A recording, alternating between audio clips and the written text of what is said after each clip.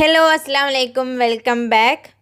ഇന്നത്തെ നമ്മുടെ റെസിപ്പി എന്ന് പറഞ്ഞാൽ വെറും 3 ചേരുവ കൊണ്ട് ആവിയിൽ വേവിച്ചെടുത്തിട്ടുള്ള ഒരു അടിപൊളി പലഹാരമാണ് കേട്ടോ. നമ്മൾ ഇഫ്താറിനൊക്കെ എണ്ണക്കടികളിൽ നിന്ന് വ്യത്യസ്തമായിട്ട് ചെയ്തെടുക്കാൻ പറ്റുന്ന ഒരു അടിപൊളി പലഹാരമാണ്.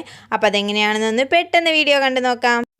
അപ്പോൾ നമുക്കിത് ചെയ്തെടുക്കാൻ വേണ്ടിയിട്ട് ഇതുപോലെ അത്യാവശ്യം നല്ല പഴുത്ത പഴം തന്നെയാണ് കേട്ടോ നല്ലത്. അപ്പോൾ അത് ഞാൻ ഇതുപോലെ ഒന്ന് കട്ട് ചെയ്തതിന് ശേഷം ഒന്ന് ആവി കയറ്റി എടുക്കുന്നുണ്ട്. ഞാൻ ഇവിടെ 2 പഴം എടുത്തിട്ടാണ് കേട്ടോ ചെയ്തിട്ടുള്ളത്.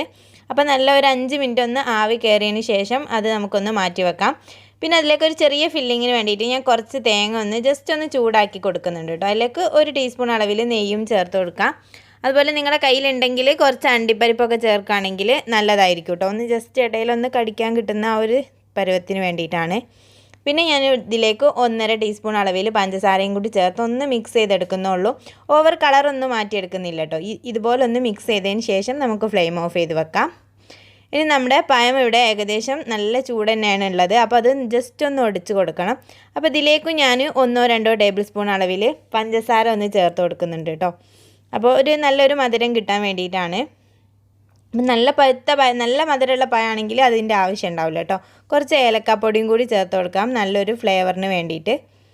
ഇനി നമുക്ക് അതെല്ലാം കൂടി നല്ലപോലെ ഒന്ന് ഉടച്ചെടുക്കാം കേട്ടോ. ഫസ്റ്റ് തന്നെ നമ്മളിതുപോലെ ഒരു കയ്യിലോ സ്പൂണോ വെച്ചിട്ട് ഒന്ന് ഉടച്ചെടുക്കാം. ഇനി അവിടെ 1 കപ്പ് അളവിൽ അരിപ്പൊടിയാണ് കേട്ടോ എടുത്ത് വെച്ചിട്ടുള്ളത്. അതിൽ നിന്ന് കുറച്ച് ചേർത്ത് നമ്മളൊന്ന് കുഴച്ചെടുക്കാം. അപ്പോൾ നമ്മൾ ആ ഒരു പഴത്തിൻ്റെ അളവിനനുസരിച്ച് വേണം പൊടി എടുക്കാൻ വേണ്ടിയിട്ട്. വറുത്ത് നോർമലി ഇടിയപ്പത്തിനൊക്കെ എടുക്കുന്ന പൊടി തന്നെയാണ് കേട്ടോ നമ്മളിവിടെ എടുത്ത് വെച്ചിട്ടുള്ളത്. അപ്പോൾ എനിക്ക് ഏകദേശം ഒരു 3/4 കപ്പ് അളവിൽ ആവശ്യമായിട്ട് വന്നിട്ടുള്ളൂ കേട്ടോ. അപ്പോൾ ഏകദേശം ഇതേ ഒരു രൂപത്തിൽ നമുക്ക് കുഴച്ചെടുക്കാൻ വേണ്ടി പറ്റിയിട്ടുണ്ട്. കയ്യിൽ കുറച്ചൊന്ന് എണ്ണ തടവിയതിന് ശേഷം ഇതുപോലെ ഓരോ ബോൾസ് ആക്കിയിട്ട് നമുക്ക് ജസ്റ്റ് ഒന്ന് പരത്തിയിട്ട് അതിൻ്റെ ഉള്ളിൽ കുറച്ച് തേങ്ങയുടെ ആ ഒരു ഫില്ലിംഗ് ഉണ്ടല്ലോ അതൊന്ന് വെച്ച് കൊടുക്കാം. എന്നിട്ട് നമുക്കിത് ഇഷ്ടമുള്ള ഷേപ്പിൽ ചെയ്തെടുക്കാം കേട്ടോ. വേണമെങ്കിൽ ഉന്നക്കായുടെ അതേ ഷേപ്പിൽ വേണമെങ്കിലും ചെയ്തെടുക്കാം. ഞാൻ ഇതുപോലെ ഒരു ബോൾസ് ആക്കി മാറ്റാണ് കേട്ടോ ചെയ്യുന്നത്. മുകളിൽ വെറുതെ ഒരു ഭംഗിക്ക് വേണ്ടിയിട്ട് ഒരു മുന്തിരിയും കൂടി വെച്ചിട്ട് ഇതുപോലെ മൊത്തമായിട്ടൊന്ന് ചെയ്തെടുത്തിട്ടുണ്ട്. ഇത് എന്നിട്ട് നമ്മൾ നല്ലപോലെ ഒന്ന് ആവി കയറ്റിയെടുക്കണം. ആ ഒരു അരിപ്പൊടിയൊക്കെ ഒന്ന് കുക്കാവുന്ന ഒരു സമയം ഒരു 5-8 മിനിറ്റ് മതിയാവും.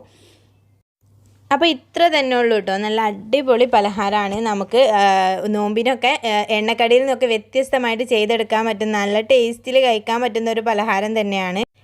വീഡിയോ ഇഷ്ടമായിട്ടുണ്ടെങ്കിൽ ലൈക്ക് ചെയ്യാനും നിങ്ങളുടെ അഭിപ്രായങ്ങൾ കമൻ്റായിട്ട് അറിയിക്കാനും മറക്കല്ലേ. അപ്പോൾ ഇതുപോലത്തെ ഈസി ആൻഡ് സിമ്പിൾ റെസിപ്പി ആയിട്ട് കാണുന്നത് വരെ ബൈ. Thank you.